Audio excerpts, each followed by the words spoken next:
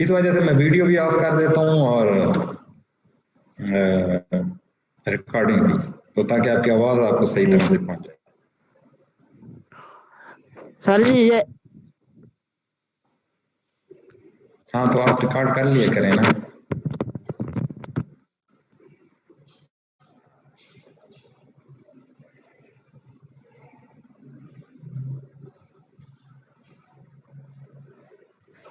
Sir एक request थी sir.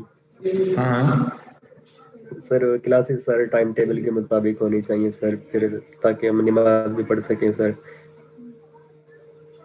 हाँ यार, तो मैं तो 11 बजे मेरा टाइम टेबल है, तो 11 बजे क्लास होती आप ठीक है सर, बाकी टीचर्स के उन्हें सर रिक्वेस्ट कर दें। है। चल ठीक है।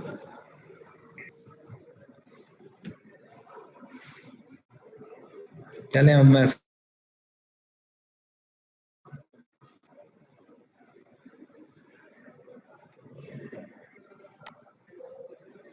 शुरू करें फिर। जी सर।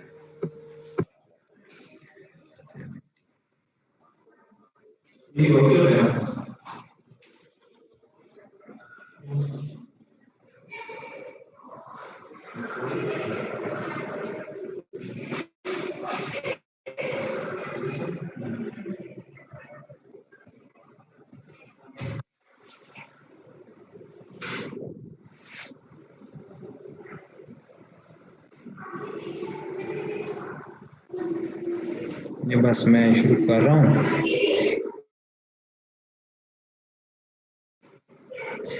कल हम लोगों ने पढ़ा था कि हम वन डायमेंशनल प्रॉब्लम सॉल्व करेंगे, तो उनमें हमने फिर डिफाइन किया था कि कुछ बाउंड स्पेक्ट्रम होंगे, यानी कि डिस्क्रीट स्पेक्ट्रम होंगे बाउंड सिस्टम के लिए, और अनबाउंड सिस्टम के लिए कॉन्टिन्यूअस स्पेक्ट्रम होंगे। तो मतलब वैल्यूज ऑफ एनर्जी जो है वो अनबाउंड सिस्टम के लिए कॉन्टिन्यूअस वैल्यूज होंगी, तमाम वैल्यू अलाउड होंगी। जबकि जो बाउंड सिस्टम होगा या डिस्क्रीट सिस्टम होगा, उसमें क्या होगा कि एनर्जी की वैल्यूज डिस्क्रीट आएंगी। ठीक है, डिस्क्रीट वैल्यूज मीन्स कि फॉर स्पेसिफिक वेवलेंथ उनकी एक वैल्यू होगी, और फिर गैप होगा, और फिर नेक्स्ट वेवलेंथ के लिए एक वैल्यू होगी, पीक आएगी, और फिर इसी तरीके से गैप होगा और फिर एक वेवलेंथ या फ्रीक्वेंसी के लिए वैल्यू आएगी। इसको हम कहते हैं डिस्क्रीटनेस या डिस्क्रीट वैल्यू ऑफ एनर्जी। तो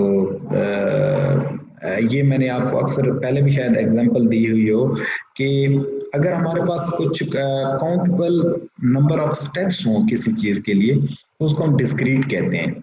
ठीक है, और अगर हमारे पास काउंटेबल नंबर ऑफ स्टेप्स ना हो किसी फिनोमेना के लिए, तो हम उसको कॉन्टिन्यूअस कहते हैं। ठीक है, जिसकी आप एक सिंपल से अगर आप एग्जांपल ले लें, तो आपके पास टेरेस हैं, तो सिंपल स्टेप बने होते हैं हमारे पास, और बाद क्या होता है कि टेरेस के लिए एक आप स्लोप से बनी होती है और डायरेक्टली वो जाना होता है। आप स्लोप को अज्यूम कर सकते हैं कि एक कॉन्टिन्यूअस जो है वो वे है अपवर्ड जाने के लिए, तो उसमें आप कहीं पर भी अपना जो है फुट स्टेप रख सकते हैं और आगे जा सकते हैं। उसके लिए कोई ये बाइंडिंग नहीं है कि आपने एक स्टेप के ऊपर ही अपना पाँव रखना है। जबकि अगर आपके पास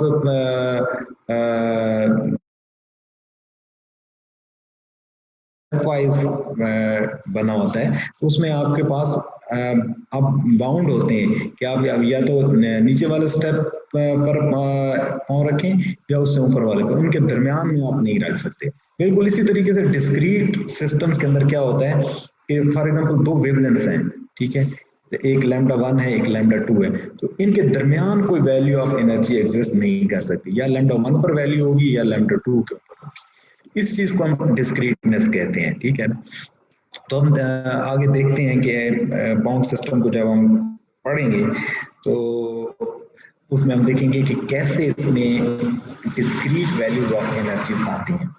तो उसी को मैं लेकर आगे चल रहा हूँ। हमारे पास बाउंड सिस्टम की एक एग्जांपल है इनफाइनाइट स्फीयर वेल पोटेंशियल। ये बाउंड सिस्टम है, और हम देखते हैं कि क्या इसका स्पेक्ट्रम जो है वो डिस्क्रीट आता है या कंटिन्यूअस आता है।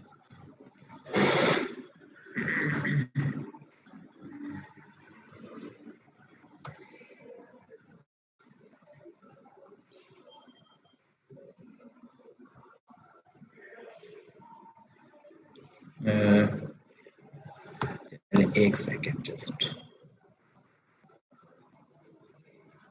जी। अच्छा, infinite square well, infinite square well में हमारे पास दो तरह के होते हैं, एक एसिमेट्रिक स्क्वायर वेल होता है और दूसरा होता है सिमेट्रिक। तो एसिमेट्रिक जो है वो ये होता है कि अगर फॉर एग्जांपल हमारे पास ऐसा वेल है जिसकी एक wall x is equal to 0 पर है और दूसरी wall for example x is equal to a के ऊपर है। तो अब आप देखें, जैसे ये आपको इस डायग्राम में नजर आ रहा होगा कि ये एक वॉल जो है वो x इज इक्वल टू 0 पर है और दूसरी x is equal to a के ऊपर है, ठीक है। तो अब ये क्या है कि सारे का सारा वेल फर्स्ट क्वाड्रेंट के अंदर है, यानी कि towards the positive x axis है। तो इसको हम एसिमेट्रिक कहते हैं क्योंकि इसमें सिमेट्री नहीं है।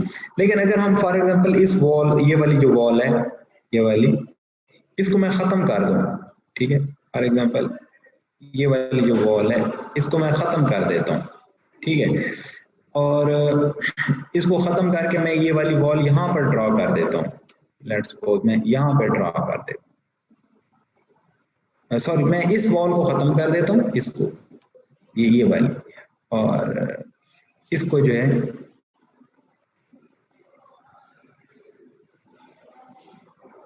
इसको मैं रहने देता हूँ, ठीक है।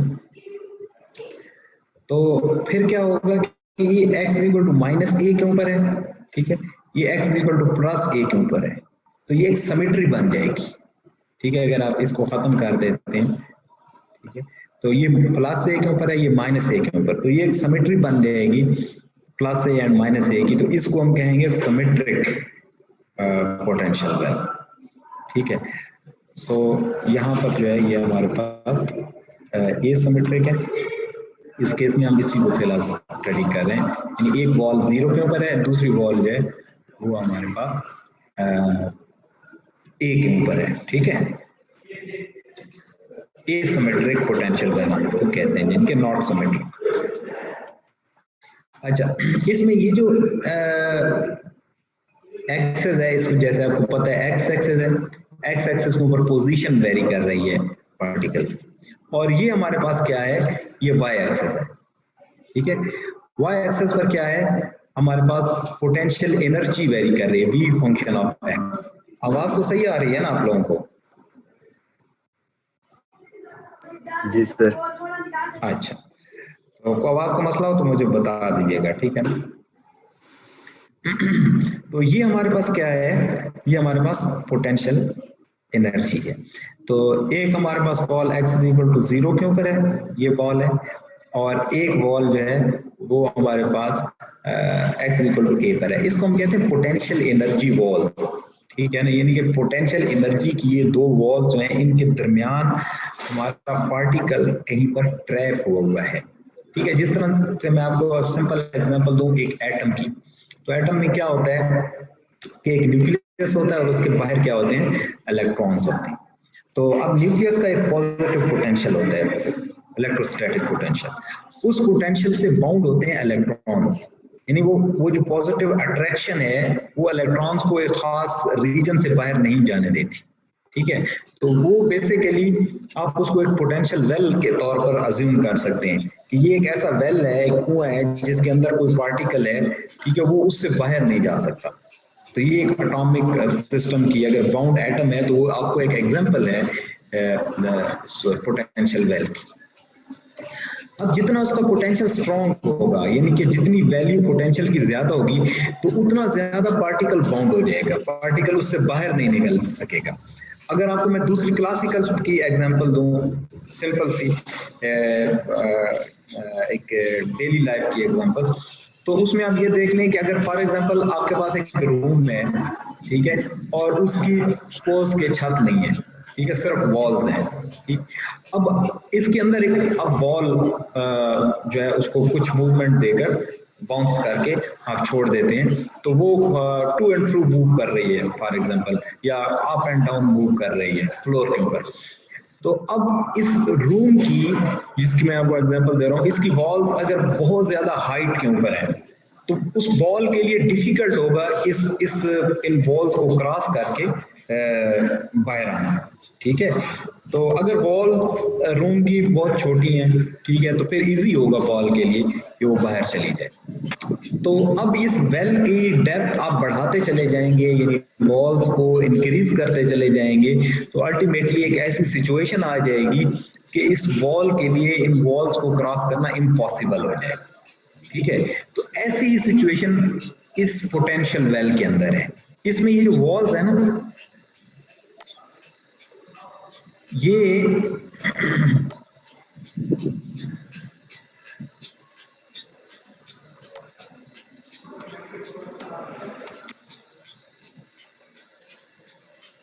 अब आवाज आपको क्लियर आ रही है या शोर आ रहा है?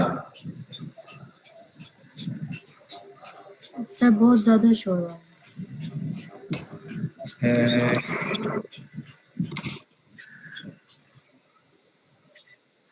ये माइक, स्टूडेंट्स अपने माइक म्यूट कर दें। स्टूडेंट्स की तरफ से शायद कोई शोर आ रहा है, मेरी तरफ से नहीं आ रहा। स्टूडेंट्स प्लीज माइक आप जो है कर दें। एक सेकंड मैं ही कर देता हूँ।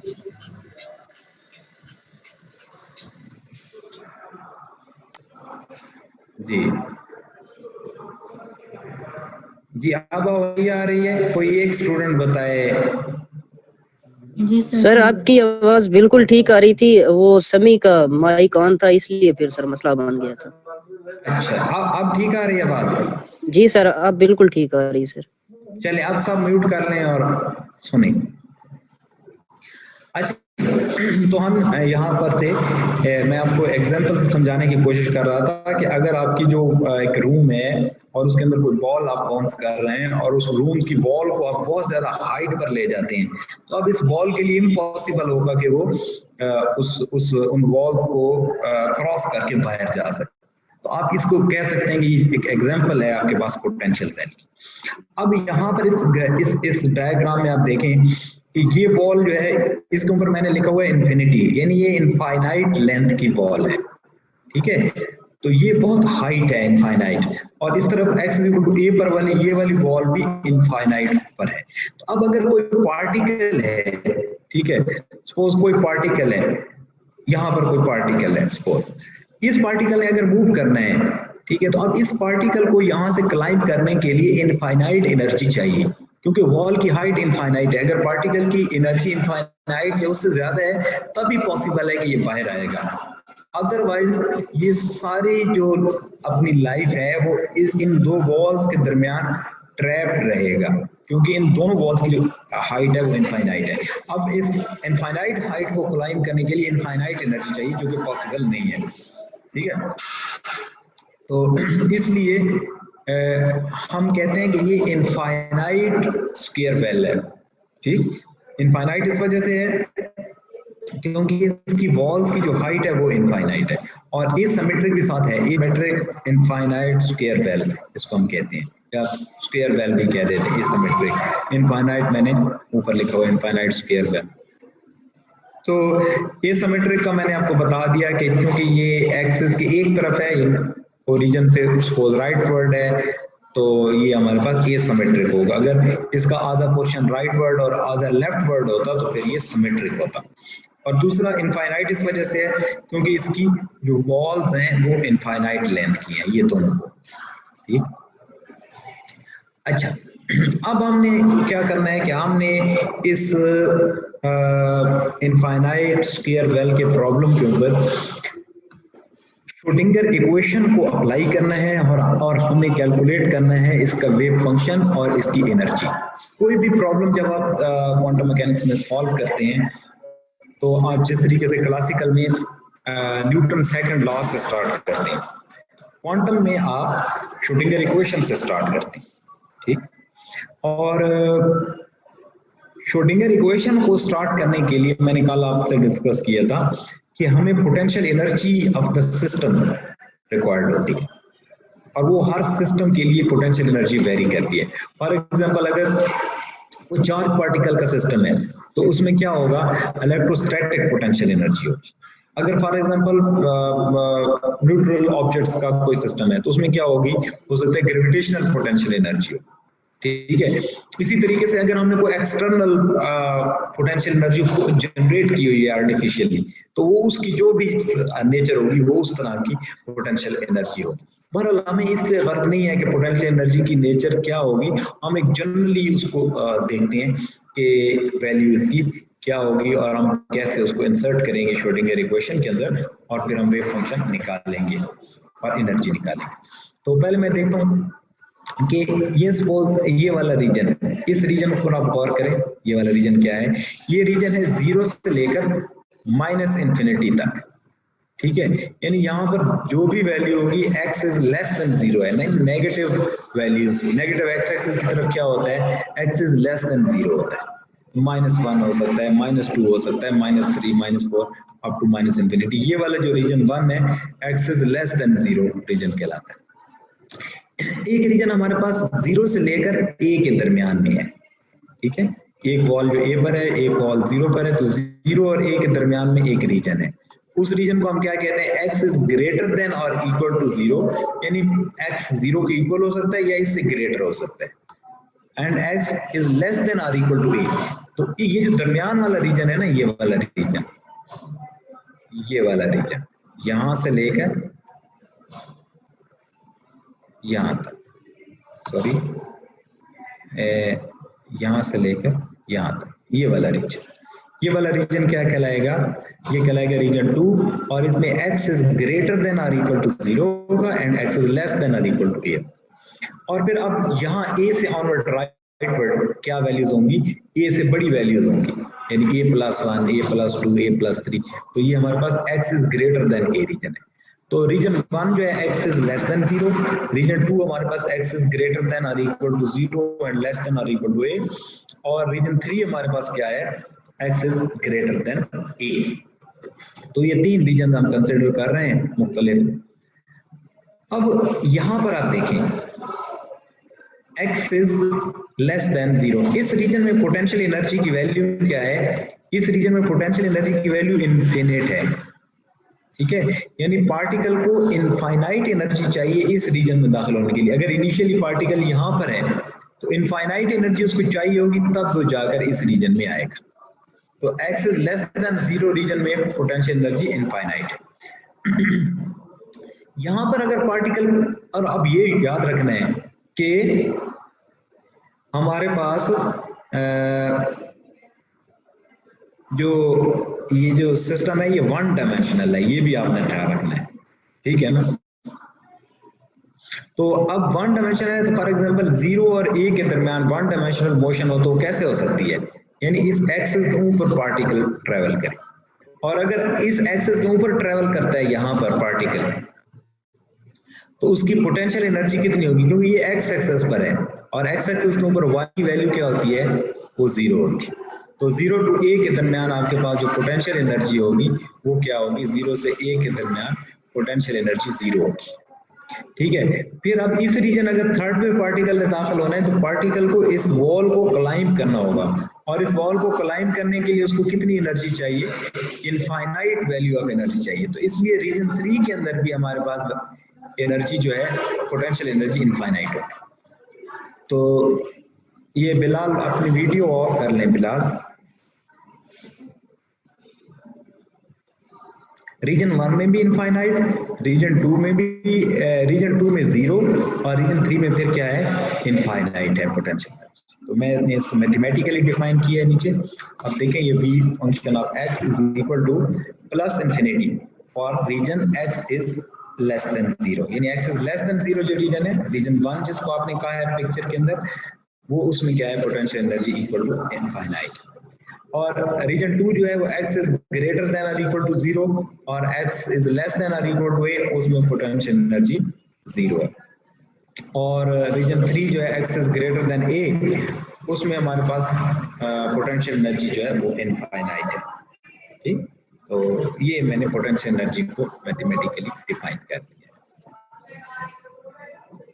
अब हम सबसे पहले रीजन 1 में, फिर रीजन 2 में, फिर रीजन 3 के अंदर क्या करेंगे हम अप्लाई कर देंगे श्रोडिंगर इक्वेशन, ठीक है, वो हम अप्लाई करने जा रहे हैं।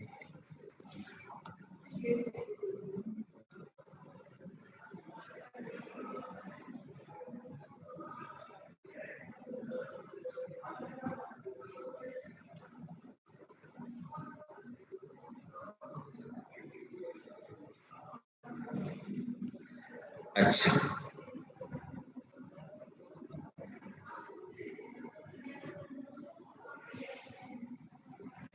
सबसे पहले हम आते हैं रीजन 1 के अंदर।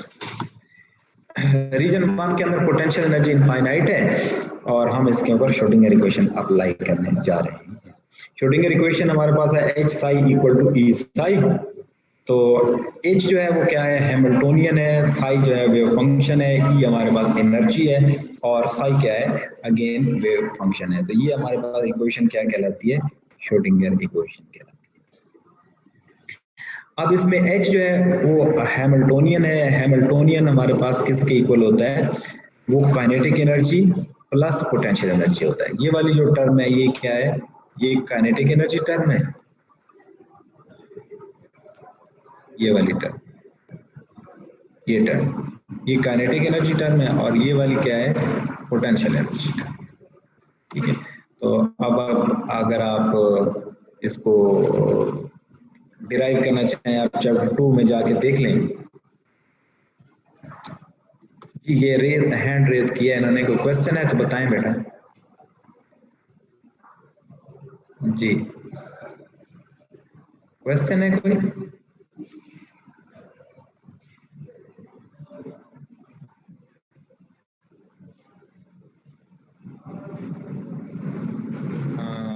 क्वेश्चन नहीं है?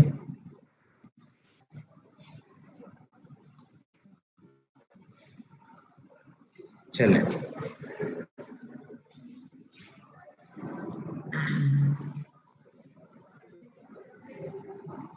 अच्छा, हैंड रेस करके स्टूडेंट कह रहे हैं कि बस वो हाथ लग गया था। मैंने कहा चले, इट्स ओके, नो प्रॉब्लम। अच्छा जी, ये हो गया आपके पास काइनेटिक एनर्जी टर्म, ये पोटेंशियल एनर्जी टर्म। तो ये मैंने यहाँ पर ये H की जगह ये वैल्यू पूरी जो है वो इंसर्ट कर दी है, ठीक है। ये सारी जो भी इसकी हैमिल्टोनियन की वैल्यू थी वो यहाँ पर इंसर्ट कर दी H की जगह। तो साई साथ मल्टीप्लाई हो गया, साई फंक्शन ऑफ x लिख दिया है क्योंकि वन डायमेंशनल प्रॉब्लम है, प्लस v ऑफ x है तो v of x into psi of x plus equal to e into psi of x। तो ये हमारे पास इस तरह से है। अब अगर ये वाली जो टर्म है, ये वाली, इसको अगर हम दूसरी साइड पर ले जाएं तो ये v जो है उधर जाके माइनस हो जाएगा। तो अगर ये जैसे मैंने इस तरफ ले आया तो ये e minus v of x into psi of x और इस तरफ ये टर्म रहेगी। और अब अगर मैं साई ऑफ x की वैल्यू निकालना चाहूँ तो ये वाली जो टर्म है क्या हो जाएगी, दूसरी तरफ जाकर डिवाइड हो जाएगी। तो साई ऑफ x इक्वल आएगा 1 divided by this term into this term, ठीक है। तो ये e minus v of x दूसरी साइड पर ले जाएंगे और डिवाइड कर देंगे और साई ऑफ x को मैं इस तरफ लेकर आ गया हूँ।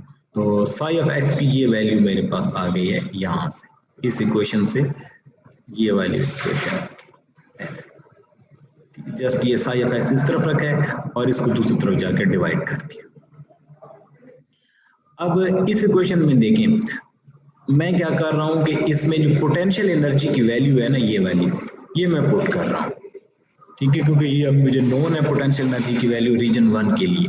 आपने अभी डिफाइन की है रीजन 1, 2 और 3 के लिए पोटेंशियल एनर्जी। तो रीजन 1 के लिए पोटेंशियल एनर्जी इनफाइनाइट थी, मैं इसकी ये यहाँ पर इसकी वैल्यू पुट कर देता हूँ इनफाइनाइट। तो 1 ओवर e माइनस इनफाइनाइट क्या होता है, इनफाइनाइट होता है। तो ये हो जाएगा 1 ओवर इनफाइनाइट। 1 ओवर इनफाइनाइट क्या होता है, 0 होता है। 1 over infinite 0, 0 multiplied by something होगा, तो आंसर क्या आ जाएगा 0। तो वेव फंक्शन क्या आ जाएगा 0। अब जरा आप गौर करें यहाँ पर कि रीजन 1 के अंदर हमने कैलकुलेट किया वेव फंक्शन रीजन 1 के अंदर और उसकी वैल्यू क्या आई 0। इसका क्या मकसद है फिजिकली, फिजिकली इसका मतलब ये है कि पार्टिकल जो कि यहां पर लाई कर रहा था,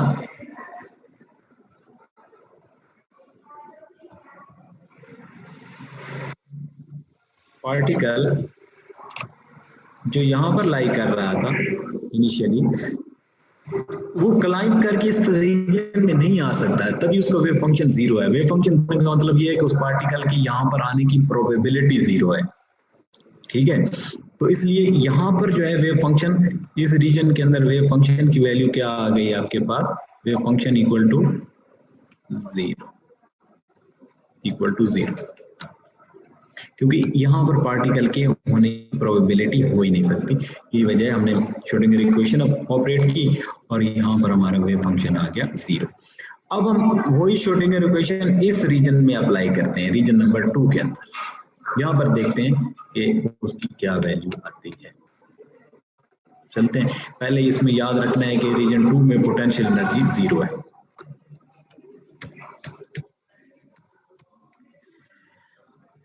ठीक हो गया जी। अब हम इसी इक्वेशन को, ये जो श्रोडिंगर इक्वेशन आपने लिखी है अभी थोड़ी देर पहले, इसी को ही लेकर रीजन नंबर 2 में ले जाते हैं। वहां पर हम देखते हैं, ये हमारे पास है रीजन नंबर 2। रीजन नंबर 2 में रीजन नंबर 2 में हम आगे, ये श्रोडिंगर इक्वेशन है हमारे पास, ठीक। तो इसमें देखें कि पोटेंशियल एनर्जी की जो वैल्यू है ना, वो हमने जीरो इंसर्ट कर दी, ठीक है।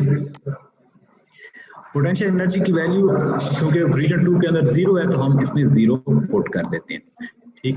तो ये अब यहाँ पर पोटेंशियल एनर्जी की वैल्यू जीरो पुट करेंगे तो ये फैक्टर खत्म हो जाएगा और हमारे पास रह जाएगा minus h cut square over 2m d2 psi of x over dx square equal to e psi of x।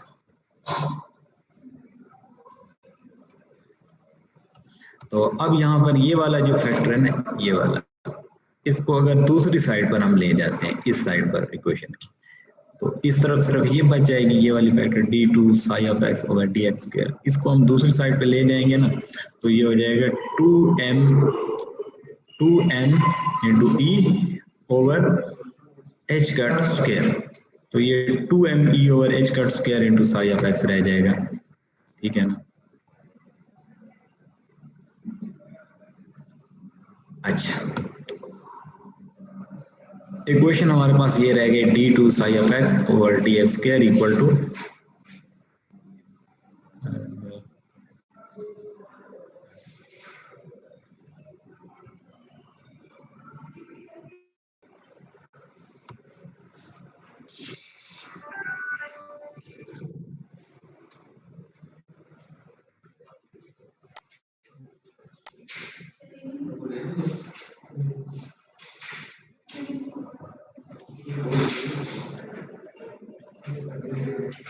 ये आवाज सही आ रही है सर? ये पोटेंशियल की वैल्यू आपने कैसे लिया है रीजन 1 और 2 और 3 में? सर रीजन 1 में तो पोटेंशियल की वैल्यू जीरो आनी चाहिए थी सर। रीजन 1 में नहीं, जीरो नहीं आनी चाहिए, मैं बताता हूँ।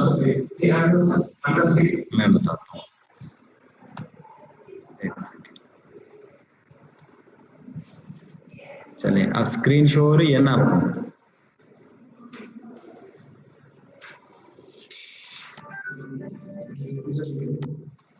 अच्छा, ये देखें, ये है रीजन नंबर 1, ठीक है, ये है रीजन नंबर 2, ठीक है, ये रीजन नंबर 3 है।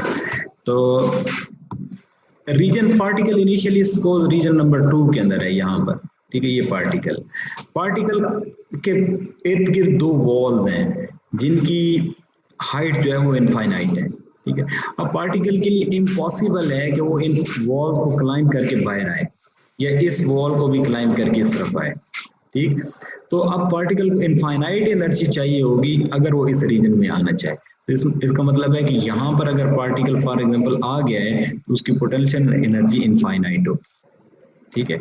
इस रीजन में अगर आ गया है तभी उसकी पोटेंशियल एनर्जी इनफाइनाइट। लेकिन अगर जब यहाँ है ना पार्टिकल इस रीजन के अंदर, ठीक है, इस रीजन में पार्टिकल की एनर्जी जीरो है क्योंकि उसने सिर्फ एक्स एक्सिस, क्योंकि वन डायमेंशनल मोशन है ना, एक्स एक्सिस के ऊपर ट्रेवल करना है। एक्स एक्सिस के ऊपर वाई एक्सिस की वैल्यू क्या होती है? वो जीरो होती है। तो अब चूंकि पोटेंशियल एनर्जी को हमने वाई एक्सिस पर प्लॉट किया है तो एक्स एक्सिस पर पोटेंशियल एनर्जी की वैल्यू 0 होगी। तो रीजन 1 में इनफाइनाइट, रीजन 2 में 0 और रीजन 3 में फिर इनफाइनाइट। अब बात क्लियर हुई है? Yes sir, okay. अच्छा, हम रीजन 2 पर थे।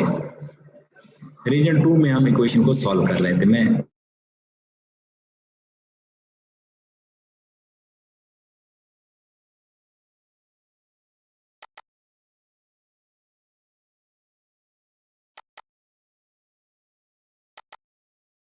स्क्वायर, ये वाली जो टर्म है, इसको हम किसी कांस्टेंट का नाम दे देते हैं और उस कांस्टेंट नाम दे देते हैं के स्क्वायर का। हम इसको अपनी मर्जी से के का नाम नहीं दे रहे क्योंकि के स्क्वायर से हमें थोड़ी सी आसानी होगी कैलकुलेशन में। तो किसी कांस्टेंट का स्क्वायर भी चूंकि कांस्टेंट होता है इसलिए हम इस इनसर्कल टर्म को एक कांस्टेंट का नाम दे देते हैं और वो कांस्टेंट हमारे पास है, सपोज वो कांस्टेंट हमारे पास है के स्क्वायर। ठीक है, ये मैंने उसका नाम दिया, ये के स्क्वायर की वैल्यू। तो अब अगर ये के स्क्वायर की इक्वल है इस इनसर्कल टर्म, तो इसकी बजाय मैं लिख सकता हूँ के स्क्वायर।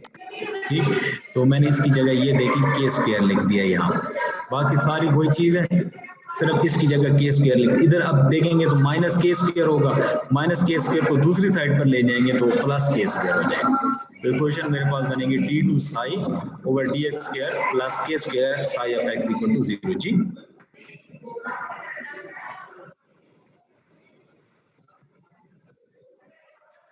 यार खुद ही म्यूट कर लिया करो ना।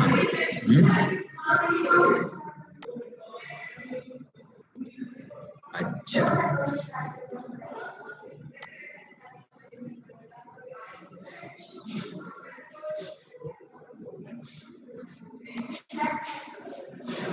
जी म्यूट कर दिया सब।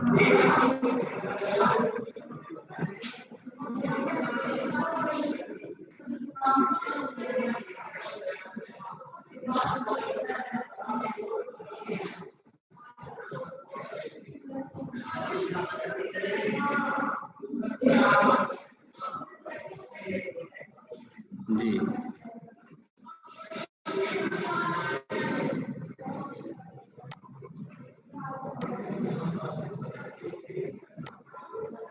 अच्छा जी, अब देखिए ये इक्वेशन, यहां तक आप आ गए। इस इक्वेशन को आपने देख लिया कि ये कैसे होगी। ठीक है, ये इस तरीके से आ गई जो जैसे मैंने आपको भी बताया है। अब ये इक्वेशन क्या है, इसका हमने सॉल्यूशन करना है।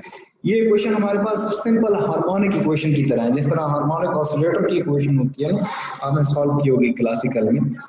बहुत सिंपल सी डिफरेंशियल इक्वेशन है। तो ये सेकंड ऑर्डर हार्मोनिक इक्वेशन इसको हम कहते हैं। इस हार्मोनिक इक्वेशन का सॉल्यूशन जो होता है ना, वो एक्सपोनेंशियल की फॉर्म में आता है। अगर यहाँ से हम साई ऑफ एक्स निकालेंगे तो हमारे पास आएगा e raise to power iota k x plus some other constant into e raise to power minus iota k x. ठीक है, तो ये इक्वेशन हमारे पास जो है इसका सॉल्यूशन आएगा एक्सपोनेंशियल फॉर्म में, एक पॉजिटिव एक्सपोनेंशियल, एक नेगेटिव एक्सपोनेंशियल। ये हार्मोनिक इक्वेशन आपको हर एमएमपी की बुक में मिलेगी और आपने एमएमपी में कई दफा इसको सॉल्व भी किया हो। और ये जो टर्म है e रेज़ टू पावर के एक्स, इसको हम क्या लिख सकते हैं, आयोटा के एक्स, इसको हम cos k x plus iota sine k x लिख सकते हैं एलर्स फॉर्मूला से। तो मैं e raise to power iota k x को cos k x plus iota sine k x लिख दूंगा और e raise to power minus iota k x को क्या लिख दूंगा, cos k x minus iota sine k x. ठीक है, ये दोनों इनकी एलर फार्मूलाज अप्लाई करके लिख देंगे और फिर हम इनको ए प्राइम को अंदर मल्टीप्लाई कर देंगे बी प्राइम को भी। तो ये A prime cos k x plus A prime iota sine k x plus B prime cos k x minus B prime iota sine k x. तो अब कॉस के एक्स की दो टर्म्स होंगी, यानी कि ए प्राइम कॉस के एक्स और B prime cos k x. तो अगर मैं इनमें से दोनों में से कॉस के एक्स कॉमन ले लूंगा तो ए प्राइम प्लस बी प्राइम आ जाएगा, ऐड हो जाएगा। ठीक है, इनटू कॉस के। इस तरीके से sine iota A prime sine k x minus iota B prime sine k x की दो टर्म्स होंगी, यानी साइन के एक्स की दो टर्म्स होंगी, उनमें से साइन को कॉमन लूंगा तो iota A prime minus B prime आ जाएगा। ये एक सिंपल कॉमन लेना है, आप इसको कर सकते। तो जब ये आ जाएगा तो ए प्राइम प्लस बी प्राइम जो है ये दो कांस्टेंट्स का एडिशन है। दो कांस्टेंट का एडिशन क्या होता है, कोई और कांस्टेंट होता है, ठीक है, मतलब 5 + 3 करेंगे तो कोई और कांस्टेंट 8 आ जाएगा। तो ए प्राइम प्लस बी प्राइम को अज्यूम करते हैं सपोज किसी और कांस्टेंट ए के बराबर है, A prime plus B prime को ए लिख दिया और आगे as it is called x. इस तरीके से iota A prime minus B prime इस सारे को हम सपोज कर लेते हैं कि बी के इक्वल है, तो ये बी यानी ये सारा जो है ये बी के इक्वल है, सपोज बी, तो ये B into sign k x हो जाएगा। पानी पिला है। अच्छा, तो ये हो जाएगा a cos के x प्लस b sin के x। तो ये हमारे पास जनरल सॉल्यूशन है वेव फंक्शन के लिए फॉर इनफाइनाइट स्फीयर और पोटेंशियल, जनरल सॉल्यूशन। और आपको पता है कि अगर जनरल सॉल्यूशन आपको पता हो तो आप पर्टिकुलर सॉल्यूशन कैसे निकालते हैं? जी कौन बताएगा? Boundary condition. हाँ जी, वेरी वेल डन। किसने ये बताया? मोहम्मद इरफान जी, मोहम्मद इरफान, वेरी गुड मोहम्मद इरफान। बिल्कुल बाउंड्री कंडीशन अप्लाई करते हैं, मोहम्मद इरफान ने बहुत अच्छा बताया। अब बाउंड्री कंडीशंस क्या है, पहले तो हमें ये देखना होगा इस सिस्टम के लिए बाउंड्री कंडीशन हैं क्या, वो हम अप्लाई करेंगे। बाउंड्री कंडीशन आप देखें, इस फिगर से देखें, मैंने आपको बताया कि पार्टिकल जो है वो एक्स एक्सिस के ऊपर मूव कर रहा है, ठीक है, उसके इनफाइनाइट एनर्जी चाहिए कि वो बाहर जाए, इनफाइनाइट एनर्जी चाहिए कि वो रीजन 3 में जाए। तो अब इस वॉल के ऊपर पार्टिकल की क्या एनर्जी होगी? देखें, इसके ऊपर पोटेंशियल एनर्जी इनफाइनाइट होगी और इनफाइनाइट पोटेंशियल एनर्जी पार्टिकल के पास हो नहीं सकती। तो x = 0 के ऊपर पार्टिकल का वेव फंक्शन क्या होना चाहिए? 0 होना चाहिए, 0 होना चाहिए। और x = a के ऊपर भी पार्टिकल का वेव फंक्शन 0 होना चाहिए, क्योंकि इस वॉल के ऊपर पार्टिकल कभी भी क्लाइंब नहीं कर सकता, मुमकिन ही नहीं है। तो उसका वेव फंक्शन क्या है? उस पार्टिकल की एग्जिस्टेंस है ना, तो वो 0 हो जाएगी x = a पर भी और x = 0 पर भी। तो ये दो बाउंड्री कंडीशन हमें हासिल हो जाएंगी कि at x = 0 wave function must be 0 and at x = a wave function must be 0, यानी दोनों बॉल्स के ऊपर वेव फंक्शन 0 होना चाहिए। तो यही तो हमारे पास है, ये पहली बाउंड्री कंडीशन है। at x = 0 यानी x की वैल्यू 0 पुट करेंगे तो वेव फंक्शन क्या आएगा? 0 आएगा। x की वैल्यू a पुट करेंगे तो वेव फंक्शन 0 आएगा। तो हम दोनों करके देख लेते हैं। अगर इस जनरल सॉल्यूशन में x = 0 पुट करेंगे तो हमारे पास वेव फंक्शन क्या आना चाहिए? 0 आना चाहिए according to the first boundary condition. x = 0 put करेंगे तो ये cos 0 आ जाएगा plus b into x = 0 put करेंगे तो sin 0 आ जाएगा।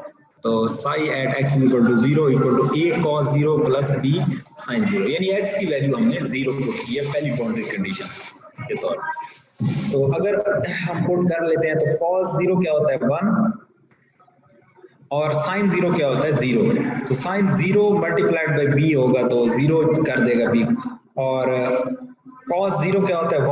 1 मल्टीप्लाइड बाय a होगा तो a रह जाएगा, a प्लस 0 = 0।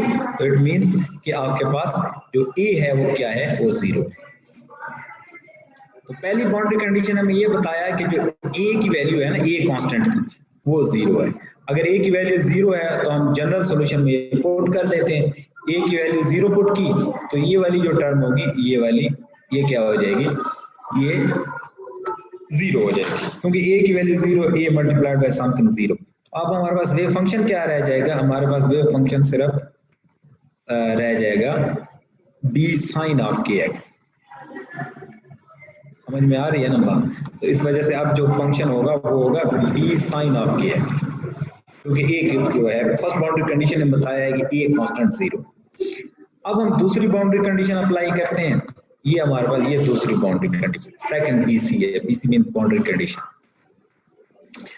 तो x की वैल्यू हमने पुट करनी है अब a, तो हम इस वेव फंक्शन के अंदर, जनरल वेव फंक्शन के अंदर x की वैल्यू a पुट कर देंगे तो ये b sin k, x की बजाय k a आ गया = 0।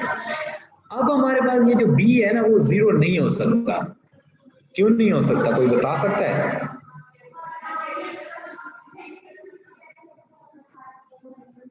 सर अगर बी जीरो होगा तो सारी टर्म जीरो हो जाएगी।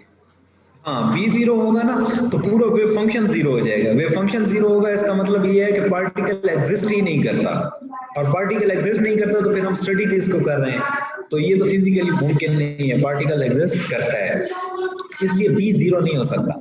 ठीक है, अगर ये बी जीरो नहीं है तो इसका मतलब ये है कि ये साथ वाली टर्म जीरो है, ये वाली, यस सर। ये वाली टर्म ना, क्योंकि एक टर्म अगर ये वाली जीरो नहीं है, ठीक है, तो साथ वाली जीरो होगी तो आंसर जीरो आएगा ना। तो साइन के इसका मतलब ये हुआ यहाँ से कि ये जीरो है। और साइन कब जीरो होता है? साइन जीरो के ऊपर जीरो होता है, साइन पाई के ऊपर जीरो होता है, साइन 2 पाई के ऊपर जीरो होता है, साइन 3 पाई के ऊपर जीरो होता है। तो इसका मतलब ये हुआ कि ये जो एंगल है ना के ए, ये एन पाई के इक्वल होगा, तब ये जीरो होगा, यानी एन पाई के इक्वल जीरो होगा। पाई के ऊपर 2 पाई पर 3 पाई पे 4 पाई पे सारी वैल्यूज के लिए ये जीरो हो जाएगा। तो इसका मतलब है कि के ए जो है वो हमारे पास है एन पाई। तो यहाँ से अगर आप के की वैल्यू निकालेंगे तो के की वैल्यू आएगी एन पाई और ये ए डिवाइड हो जाएगा, तो के की वैल्यू होगी एन पाई ओवर ए। तो अब आप देखें कि हमारे पास वेव फंक्शन आ जाएगा psi of x equal to B into sine of k a था ना के, तो के की वैल्यू है एन पाई ओवर ए, वो हम यहाँ पर पुट कर देंगे। ठीक है, यहाँ पर ये के की वैल्यू जो है इसके अंदर पुट करेंगे, इसके अंदर के की जगह वैल्यू पुट करेंगे तो ये हो जाएगा n pi x over a. तो ये अब हमारे पास सॉल्यूशन आ गया, psi of x equal to b sine of n pi x over a. ठीक है, तो अब हमारे पास बाकी सारे कांस्टेंट्स इस वेव फंक्शन में एवेल्युएट हो गए हैं, लेकिन जस्ट एक कांस्टेंट रहता है, वो क्या है? बी है, उसको अभी हमने एवेल्युएट करना है। ठीक है, यहां तक बात क्लियर हो गई? यहां तक आप सबको बात क्लियर हुई है? जी सर। Yes sir. जी जी, तो बाकी इंशाल्लाह कल हम यहीं से ऑनवर्ड चलेंगे, ये कांस्टेंट बी को एवेल्युएट करेंगे, और उसके बाद दूसरा हमारा जो है वो है एनर्जी कैसे कैलकुलेट करनी है, वो करेंगे, और कुछ इसकी फिजिक्स में आपको बताऊंगा कि फिजिकली इक्वेशंस का मीनिंग्स क्या है। ठीक है, तो वो इंशाल्लाह थोड़ा सा पोर्शन है, इसको इंशाल्लाह कल डिस्कस करेंगे। आज आप इस डेरिवेशन को यहाँ तक मुकम्मल करें, और इसमें कोई मसला हो तो आप मुझसे पूछ सकते हैं। अभी कोई यहाँ तक आपको कंफ्यूजन है तो आप बताएं। सर आपने कहा था कि कल आपको नॉन डिजेनरेट स्पेक्ट्रम और डिजेनरेट स्पेक्ट्रम का बताऊंगा। वो यार थोड़ा सा ना, मैं कहा पहले एक एग्जांपल कर लें एक श्रोडिंगर इक्वेशन की, क्योंकि कल हमने पढ़ा ना कि वन डायमेंशनल प्रॉब्लम्स हमने सॉल्व करने हैं। ठीक है, तो मैंने सोचा कि पहले हम एक एग्जांपल कर लें, एक प्रॉब्लम, ये आप समझ लेंगे एक प्रॉब्लम है ये वन डायमेंशनल स्क्वायर है, तो ये उसी श्रोडिंगर इक्वेशन की एक एग्जांपल के तौर पर मैंने करवा दिया ताकि आपको एक दफा आइडिया हो जाए कि हमने श्रोडिंगर इक्वेशन कैसे इम्प्लीमेंट करनी है। फिर वो चीजें मैं आपको बताऊंगा, डीजेनरेट स्टेट्स क्या होती हैं, नॉन डीजेनरेट क्या होती हैं, थोड़ी सी उनकी डिटेल है उसमें। मैं आपको थोड़ा सा सिंपल बता देता हूँ कि डीजेनरेट स्टेट्स तब होती हैं कि अगर हमारे पास दो डिफरेंट स्टेट्स हों और उनकी वैल्यू ऑफ एनर्जी सेम आ रही हो। चूंकि क्वांटम मैकेनिक्स से हम एनर्जी से किसी स्टेट को आइडेंटिफाई करते हैं, तो हमारे लिए इम्पॉसिबल हो जाता है कि इन दो स्टेट्स को आइडेंटिफाई करना, क्योंकि स्टेट्स डिफरेंट है लेकिन उनकी एनर्जी सेम आ रही है। ठीक है, तो ऐसी जो स्टेट्स होती हैं जिनको जो डिफरेंट स्टेट हो लेकिन उनकी एनर्जी सेम आ रही हो, उनको हम कहते हैं कि ये डीजेनरेट स्टेट्स हैं, इनकी डीजेनरेसी स्टार्ट हो गई। और ये डीजेनरेसी का जो रिलेशन है ना, ये सिमेट्री के साथ होते हैं। जैसे जैसे प्रॉब्लम के अंदर सिमेट्री आती चली जाएगी, उसके अंदर डीजेनरेसी बढ़ जाएगी। ठीक है, तो इसको हम थोड़ा सा डिटेल में पढ़ेंगे, लेकिन वो मैं इंशाल्लाह पढ़ाऊंगा आपको नेक्स्ट वीक में। Okay sir ji, thank you. Even potential से जनरेट होती है डीजेनरेसी, तो वो मैं इस वजह से थोड़ा सा उसको रोक लिया। मैंने कहा एक दफा मैथमेटिक्स आप कर लें ना इसकी, ताकि फिर आपको थोड़ा आइडिया हो जाए कि अप्लाई कैसे करना है, फिर उसके एंड पर हम जब सॉल्यूशंस निकाल के ना फिर एंड पर उसकी फिजिक्स को डिस्कस करेंगे। और किसी बच्चे को मसला हो, आवाज वगैरह का कोई मसला तो नहीं आ रहा ना?